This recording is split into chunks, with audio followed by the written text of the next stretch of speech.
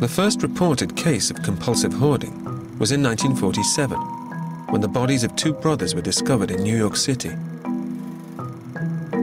Homer and Langley Collier died, trapped underneath their hoard, and 103 tons of rubbish was removed from their house. New York today. Just a few blocks away from the Collier's house lives 60-year-old Maureen, an out-of-work actress. Hello. Come on in. You have to squeeze a little bit, I'm afraid. Although she's had 2 long-term relationships, Maureen's lived alone in her 1-bedroom rented apartment for the past 17 years. And she's crammed it full to the brim, with piles reaching 5 feet high. To me, my place looks like a thrift shop where a bomb went off in it. Hoarding affects both men and women equally, though the reasons behind it and what they save are different for each person. For Maureen, clothes and bric-a-brac have a special place in her heart, and she spends her benefits of $1,200 a month on charity shop bargains. I couldn't resist this chair, and you can't even see it. It's a beautiful old rocking chair. It's almost as if it's a person and you're trying to save them from being destroyed on the street. Look at that beautiful lamp, and it's not like it's intricate work or anything, but it's just, look, somebody could use that.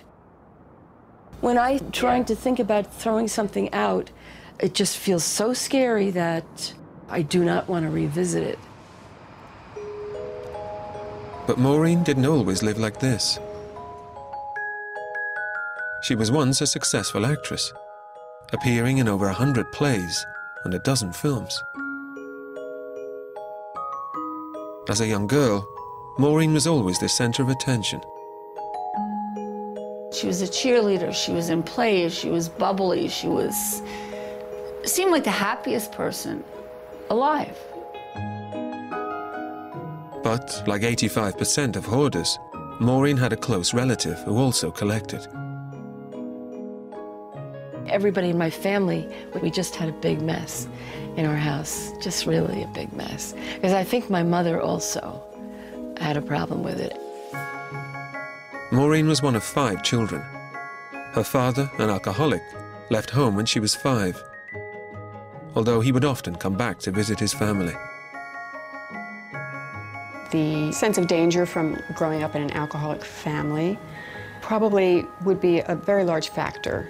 And in fact, the hoarding would be one way to kind of keep her life very narrow, almost like armor, a sense of safety around her.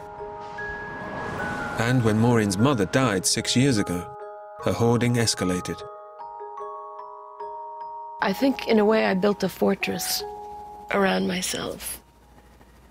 I guess as a way to hold on to my mother. I felt safe there. It was as though I was in a little cave. Maureen has reached her lowest point. She's seen 13 different therapists, but nothing's helped. I feel despair, and because I so want to turn my life around.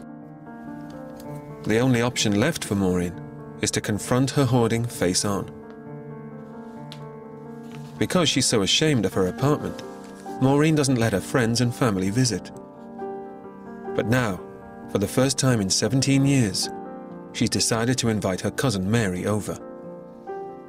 The thought of having my cousin Mary in here tomorrow is pretty daunting. I just have a dread of seeing her face when she walks in the door. Hi, Mary, it's Maureen. Guess what? It might horrify me that when I'm talking to her on the phone, this is what she's surrounded by. I can't put myself together. I can't do laundry. I can't get myself to take a shower. I'm fighting for my life. I'm fighting for my life. Maureen's hoarding has meant she's become increasingly isolated from her loved ones.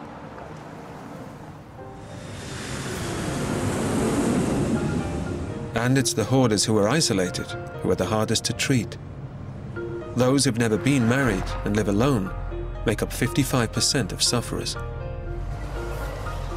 3 years ago, LA-based Lloyd had isolated himself from society, living with his bicycle hoard. Since he was cleared out, he's amassed over 400 more bike parts, but he now keeps them in the yard.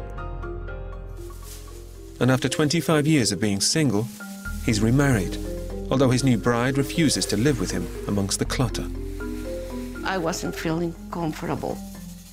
And then I told him, you know what, if I really move here completely, we will get a divorce pretty soon. But when I come here, I try to be very sensible about his problem. And I said, well, why don't we throw this away? Probably after I leave, he picks it up. But I think one of the good things is that he's not lonely. Today, Lloyd is expecting a visit from Dorothy, who organized his last bicycle clear-out. He knows he has to make a good impression, or she could throw away his latest range of bicycles. Now, I don't notice it, but somebody coming in from outside might. But Dorothy knows that hoarding is chronic, and sufferers are rarely completely cured. I would be really, really surprised, pleasantly surprised, if it were clear. It's been over 6 months since Dorothy visited Lloyd's, and he'd agreed to a 15-bike allowance.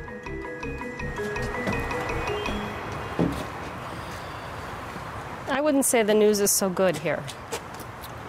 Oh, why? Poof. The only thing that's been added here probably are these 3 bikes. From where?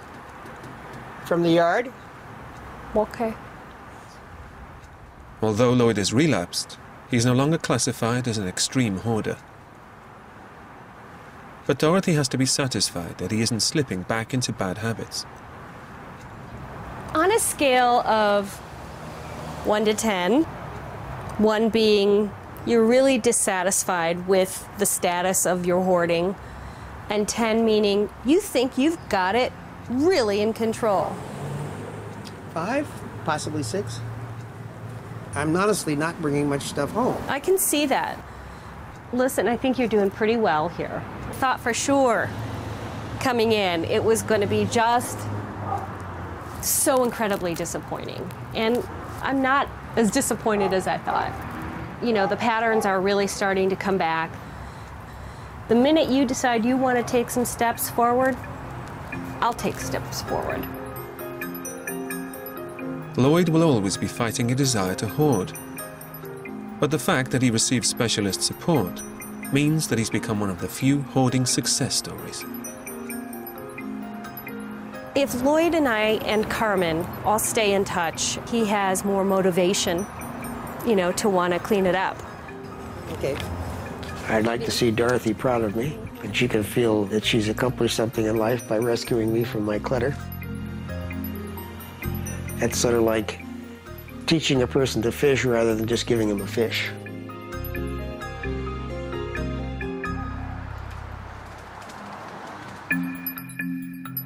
In New York, Maureen is also facing up to her hoarding and letting someone into her mess.